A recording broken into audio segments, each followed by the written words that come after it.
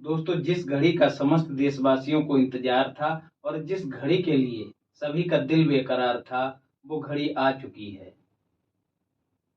भारत के चंद्रयान-3 ने चंद्रमा की सतह पर सफल लैंडिंग और सॉफ्ट लैंडिंग कर ली है दोस्तों। ये हमारे लिए बहुत ही गौरव की बात है। दोस्तों, इससे पहले जैसा कि 6 बजकर 4 मिनट का समय निर्धारित किया गया था, तो उससे पहले ही दोस्तों बच्चे हों या फिर वृद्ध हों, सभी जो है अपने-अपने मोबाइल पर, अपने-अपने लैपटॉप पर, अपनी-अपनी टीवी पर नजरें गड़ाए हुए बैठे थे और ईश्वर से प्रार्थना कर रहे थे कि ये जो हमारा मिशन है, हमारे पूरे देश का मिशन है, हमारे वैज्ञानिकों का मिशन है, ये सफल हो जाए। और अंततः दोस्तों हमारा मिशन सफल हो गया। तो दोस्तों, इस क्लास में हम लोग चंद्रयान-3 को ही पढ़ेंगे। कई परीक्षाओं में आपसे एक आध सवाल यहाँ से पूछे जाने की प्रबल संभावना है, इसलिए वीडियो को अंत तक देखिएगा। काफी चीजें आपको बताने वाला हूँ। तो दोस्तों, लॉन्च कब हुआ था चंद्रयान-3? 14 जुलाई 2023 को श्रीहरिकोटा से इसको लॉन्च किया गया था। किस व्हीकल से लॉन्च किया गया था? रॉकेट से। तो LVM-3M4। अब यहाँ पर कंफ्यूज करने के लिए आपको 3 तो दिया रहेगा, लेकिन यहाँ 5 कर सकता है या फिर यहाँ 4 कर सकता है, तो यहाँ 6 कर सकता है। तो इस तरह से आपको कंफ्यूज कर सकता है।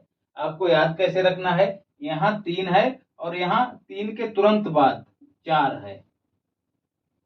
यहाँ पर 4 है दोस्तों।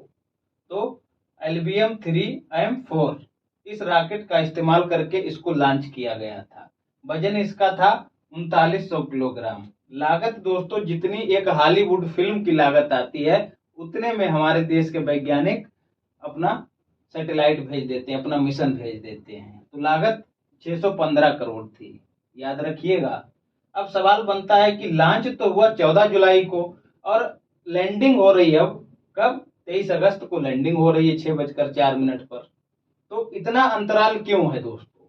हमसे पहले जो और देश हैं जो चंद्रमा की सतह पर लैंडिंग कर चुके हैं, वो दोस्तों समृद्ध देश हैं, विकसित देश हैं, उनके पास संसाधन ज्यादा हैं। तो क्या है दोस्तों, ज्यादा से ज्यादा ईंधन भर के भेज देते हैं और तकनीकी वगैरह उसी स्तर की रखते हैं, तो उनका खर्च ज्यादा आता है। लेकिन हम अभी विकसित देश नहीं हैं, तो हमारे वैज्ञानिकों की कोशिश रहती है कि हमारा बजट ना गड़बड़ाए, कम पैसों में हमारा अच्छा काम हो जाए, और हमारे वैज्ञानिक इस मंशा पर खरे भी उतरते हैं दोस्तों। इससे पहले हम लोग कई ऐसे मिशन भेज चुके हैं जिन्होंने पूरी दुनिया को आश्चर्यचकित कर दिया। तो दोस्तों, ये 40 दिन के आसपास का समय क्यों लगा दोस्तों? क्योंकि हमने पृथ्वी का सहारा लिया। आप सभी को पता है कि पृथ्वी जो है वो पश्चिम से पूर्व की ओर घूमती है। तो हमने पृथ्वी की इसी गति का सहारा ले लिया रॉकेट को लॉन्च करने में। दोस्तों, हमने 14 जुलाई 2023 को 2:35 पर इसको लॉन्च किया। ठीक है, लॉन्च किया तो पहले लॉन्च होने के बाद गोल गोल घुमाया हमने, पृथ्वी की कक्षा में ही हमारा चंद्रयान-3 घूमा। उसके बाद धीरे धीरे दोस्तों समय आया 5 अगस्त का, तब जो है ये चंद्रमा की कक्षा में इंटर किया। तो ये जो दोस्तों पृथ्वी के चारों ओर घूमा, तो इस घूमने के दौरान हमारा ईंधन बहुत कम लगा, तो इससे क्या हुआ, हमारी बचत हुई। फिर सवाल बनता है कि फिर घूमा कैसे? तो पृथ्वी की गति के सापेक्ष घूमता रहा, याद रखिएगा। तो इसी तरह से घूमता रहा। अब अगला सवाल बनता है कि इस रॉकेट ने अपनी कक्षा कैसे बदली होगी दोस्तों? तो इसके लिए होता है कंट्रोल सेंटर, जो कि इसरो में है हमारा। कंट्रोल सेंटर में दोस्तों होता है रिसीवर सिस्टम, और जो हमारा रॉकेट और या फिर जो मिशन होता है उस पर लगा होता है ट्रांसमीटर सिस्टम। तो वहां से चीजें ट्रांसमिट होके हमारे यहाँ रिसीव कर ली जाती हैं। इसरो में आप अगर जाएंगे तो देखेंगे कि बड़ी बड़ी छतरियां लगी हुई हैं, छाते लगे हुए हैं, बहुत बड़े बड़े विशाल। तो वहीं से पूरा सिग्नल, पूरा डेटा कलेक्ट कर लिया जाता है, तो वहीं से कंट्रोल करते हैं दोस्तों। अब अगला सवाल बनता है कि ये दिशा कैसे बदलता है? ये तो बात हुई कंट्रोल कैसे करते हैं, तो ट्रांसमीटर और रिसीवर सिस्टम के माध्यम से हम लोग कंट्रोल करते हैं। दोस्तों, जो चंद्रयान-3 मिशन है उसमें जो हमारा लैंडर था, अभी आपको बताऊंगा कि लैंडर था उसमें और रोवर था। तो लैंडर दोस्तों आपको बताऊं कि इस तरह का एक डिब्बा टाइप का था। उसमें दोस्तों जैसे रॉकेट लॉन्च होने से पहले थ्रस्ट का सहारा लेता है, देखा होगा कि नीचे धुआं निकलता है, वही धुआं जो है रॉकेट को ऊपर के लिए पुश करता है। तो वैसे ही इंजन लगे होते हैं छोटे छोटे चारों तरफ इसके, जिनको प्रपल्सन मॉड्यूल कहते हैं। प्रपल्सन मॉड्यूल कहते हैं। जिधर के लिए हमको इसे घुमाना रहता है, तो इसरो के जो सेंटर पे बैठे रहते हैं वैज्ञानिक, वो उधर के ही इंजन, उसके विपरीत दिशा के इंजनों को ऑन कर देते हैं और थ्रस्ट पैदा हो जाता है उसके विपरीत दिशा से, जिधर मोड़ना रहता है। अब जैसे इसको इधर इधर के लिए मोड़ना है बोर्ड की तरफ, तो क्या करेंगे, इस तरफ वाले इंजन चालू कर देंगे, तो पीछे के लिए धुआं निकलेगा, तो थ्रस्ट पैदा होगा, तो क्या होगा, ये इस तरफ रोटेट कर जाएगा। तो ऐसे ही जिधर हमको रोटेट कराना रहता है उसके विपरीत वाले इंजनों को चालू कर देते हैं, या फिर प्रोपल्सन मॉड्यूल्स को चालू कर देते हैं, और इस तरह से ये पूरा का पूरा लैंडर अपनी दिशा को बदलता रहता है वैज्ञानिकों की इच्छा के अनुसार। तो दोस्तों हमने दिशा बदलवा के और धीरे धीरे मून की ओर करके, फिर मून की कक्षा में हमने घुमाया इसको और धीरे धीरे इसको उतार दिया। उतारने में सबसे बड़ी चुनौती ये रहती है दोस्तों कि इसकी गति को कंट्रोल करना, क्योंकि उसी गति से दोस्तों ये जान लीजिए कि जब ये उतरा, लैंडर हमारा उतरा, तब उसकी गति 10 मीटर प्रति सेकंड थी। अंदाजा लगा सकते हैं आप, 10 मीटर प्रति सेकंड थी। तो सबसे बड़ी चुनौती ये होती है कि इसकी गति को कैसे कम करें। तो इसमें जैसा कि अभी हमने आपको बताया कि नीचे भी प्रोपल्सन मॉड्यूल लगे हुए हैं, तो हम क्या करते हैं, उनको ऑन कर देते हैं। हमारे वैज्ञानिक नीचे वाले मॉड्यूल्स को ऑन कर देते हैं, क्या होता है, थ्रस्ट पैदा होता है। तो जो ऊपर वाली वेलोसिटी रहती है, जो वेग रहता है, उसको काउंटर करने के लिए, अब नीचे धुआं निकलेगा तो ऊपर के लिए बल लगेगा, तो क्या होगा, इसकी गति धीमी होती चली जाएगी और अंततः धीरे से उतर जाएगा। तो हमारे वैज्ञानिकों ने लगभग इसको 10 मीटर प्रति सेकंड की गति से उतारा है। यही बहुत बड़ी कलाकारी थी दोस्तों। ये मैं जितना आसानी से आपको बता रहा हूं उतना आसान नहीं है, हाई लेवल की इंजीनियरिंग इसमें इस्तेमाल हुई है। तो दोस्तों ये तो पूरी प्रक्रिया हुई कि इसको उतारा कैसे। अब थोड़ा समझ लेते हैं इसके अन्य घटकों के बारे में। इसमें क्या क्या शामिल था हमारे चंद्रयान में।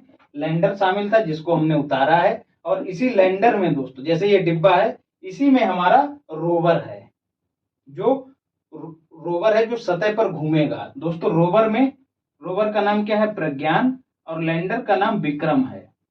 विक्रम नाम क्यों रखा गया दोस्तों, हमारे जो अंतरिक्ष विज्ञान के जनक हैं विक्रम साराभाई, उन्हीं की याद में लैंडर का नाम विक्रम रखा गया। तो लैंडर उतरा, लैंडर में दोस्तों क्या था, रोवर, ठीक है। तो लैंडर में से रोवर निकला। रोवर में दोस्तों कैमरे लगे हैं, रोवर में पहिए लगे हैं, और रोवर में बैटरी लगी है। तो कैमरे से फोटो खींचेगा, और फोटो खींच के उसको अपनी एल्गोरिदम के अनुसार उसको देखेगा कि क्या है, कैसा है, उसको 3D इमेज में कन्वर्ट करेगा और उस डेटा को जो है इसरो तक भेज देगा। तब हमारे वैज्ञानिक वहां से अनुमान लगा लेंगे कि वहां पर जिस चीज की इमेज ली गई वो क्या है। अब जैसे लैंडर है दोस्तों, तो लैंडर में एक पहली चीज जो पहली बार लगाई गई है वो है लेजर डापलर वेलोसीमीटर। दोस्तों ये मीटर क्या करता है, इसमें लैंडर में नीचे की ओर लगा है दोस्तों, ये फोटो खींच लेता है। फोटो खींच के उसको 3D में कन्वर्ट करता है और बताता है या निर्धारित करता है कि जहां पर उतरने वाला है वहां पर कोई गड्ढा तो नहीं है, वहां पर कोई और चीज तो नहीं, मतलब समतल जगह है या नहीं है। तो ये कौन निर्धारित करता है, लेजर डापलर वेलोसीमीटर। ये पहली बार इस्तेमाल हुआ है दोस्तों। ये हमारे पहले वाले मिशन चंद्रयान 2 में इस्तेमाल नहीं हुआ था, इसीलिए हमारा उससे संपर्क टूट गया था, मतलब उसकी सॉफ्ट लैंडिंग नहीं हुई थी।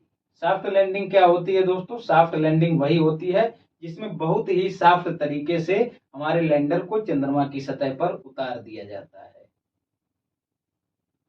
तो उसमें कोई क्षति नहीं होती और काम शुरू हो जाता है। लेकिन चंद्रयान 2 मिशन के साथ ये नहीं हो पाया था, इसीलिए वो सफल नहीं हुआ। तो रोवर में दोस्तों कैमरा लगा है, कैमरा फोटो खींच लेगा, बताएगा क्या है वहां पर क्या नहीं है। 6 पहिए हैं दोस्तों, 6 पहिए लगे हैं इसमें, 3 सामने और 3 दूसरी तरफ। 6 पहिए क्यों है दोस्तों, क्योंकि किसी एक पहिए के नीचे यदि गड्ढा आ जाता है या कोई कंकड़ पत्थर आ जाता है, तो बाकी 2 पहिए जो हैं उसको एक साइड से, बाकी 2 पहिए जो है उसको बैलेंस कर लें ताकि वो अल्टे पलटे ना, इसीलिए 6 पहिए लगाए गए, नहीं तो 4 भी लगाए जा सकते थे। याद रखिएगा, पीसीएस के एक एग्जाम में पूछा गया कि पहिए कितने लगे थे। तो दोस्तों हुआ क्या है, तो हमारा जो लैंडर है वो सफलतापूर्वक लैंड कर गया है। वहां से रोवर निकलेगा, रोवर में कैमरे लगे हैं, 6 पहिए लगे हैं, बैटरी लगी है इन कैमरों को चलाने के लिए। इसके साथ ही पैनल भी लगे हैं जो कि सूर्य से ऊर्जा प्राप्त करके इन बैटरियों को चार्ज कर सके। तो ऊर्जा का स्रोत विद्यमान है, याद रखिएगा। दोस्तों ये लैंडर जो है उतारा कहाँ गया, ये बहुत बड़ी बात है दोस्तों, साउथ पोल पर। साउथ पोल पर सॉफ्ट लैंडिंग करने वाला भारत हमारा दुनिया का पहला देश हो गया है।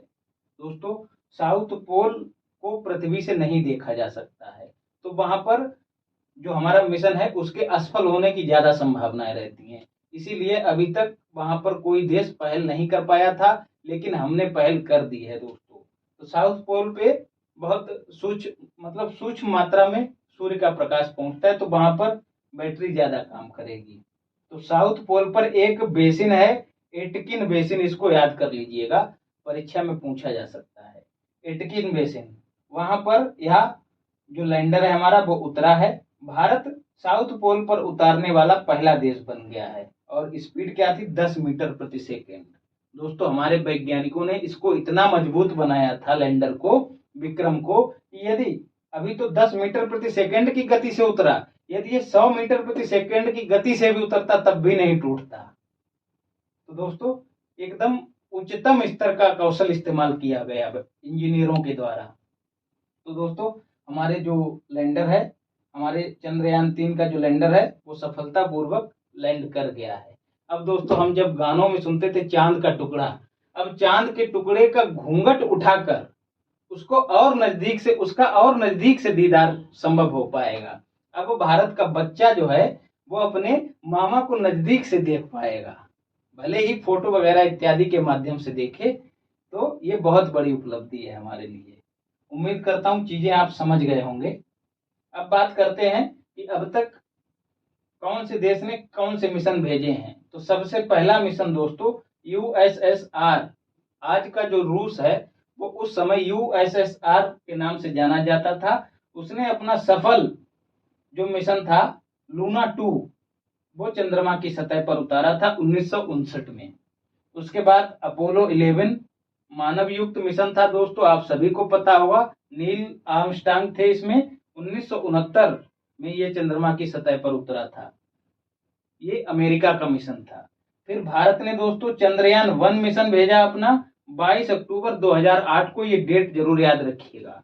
उसके साथ ही जो लॉन्चिंग व्हीकल है, रॉकेट जिसको कहते हैं, PSLV-C11, इसका इस्तेमाल करके चंद्रयान 1 को भेजा गया था सफलतापूर्वक। एक बात और याद रखिएगा, ये जो चंद्रयान 1 है दोस्तों, ये चंद्रमा की सतह पर नहीं उतारा गया था, ये चंद्रमा के चारों ओर चक्कर लगा रहा था। और इसने जो बहुत बड़ी सूचना हमको दी थी वो ये दी थी कि चंद्रमा पर पानी मौजूद है। तभी दोस्तों हमारी और ज्यादा जिज्ञासा पैदा हुई, और इसी कड़ी में दोस्तों, हालांकि चंद्रयान 1 जो था दोस्तों, इसका संपर्क 2009 में टूट गया। जो इसरो के कंट्रोल सेंटर से संबंध था वो 2009 में टूट गया, और तभी इसको जो है समाप्त घोषित कर दिया गया। फिर हमने चंद्रयान 2 को लॉन्च किया, कब, 22 जुलाई 2019 को। किस लॉन्चिंग व्हीकल से, तो याद रखिएगा GSLV Mark 3 IM-1। और अब इसी GSLV Mark 3 का नाम क्या कर दिया गया है, LBM-3। आपको अचूक मारक सामग्री में बताया भी है, इसको LBM-3 नाम दे दिया गया है, याद रखिएगा।